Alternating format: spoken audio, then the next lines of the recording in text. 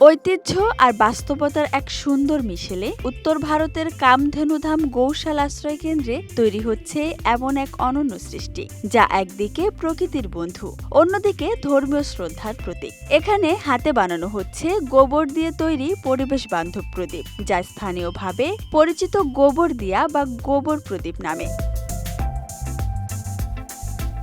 আশ্রয় কেন্দ্রের কর্মীরা নিপুণ হাতে ছোট ছোট তেলের প্রদীপগুলো বানান। প্রতিটি প্রদীপ সম্পূর্ণ তৈরি হচ্ছে গরুর গোবর দিয়ে, আর পরবর্তীতে সাজানো হচ্ছে সূক্ষ্ম নকশায়, যাতে প্রতিটি দিয়া বা প্রদীপই হয়ে ওঠে একটি ছোট্ট শিল্পকর্ম।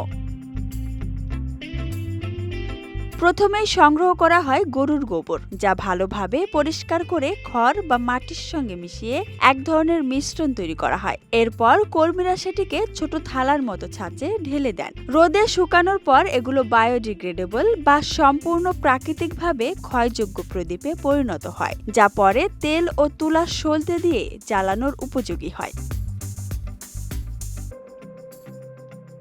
কামধেনুধাম গৌশালার কর্মী বীরেন্দ্র সিংহ বলেন, হিন্দু ঐতিহ্যে গরুকে জীবন ও সমৃদ্ধির প্রতীক হিসেবে দেখা হয়। গরু থেকে প্রাপ্ত যে কোনো পণ্য, যেমন গোবর, পবিত্র ও পরিশোধনকারী বলে বিবেচিত হয়। বিশ্বাস করা হয়, গোবরের প্রদীপ জ্বালালে ঘর থেকে অশুভ শক্তি দূর হয় এবং আসে স্বাস্থ্য, সৌভাগ্য ও ইতিবাচক শক্তি।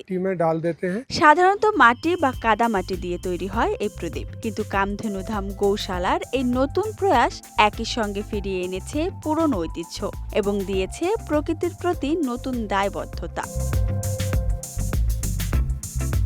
Desk report, Dhaka express.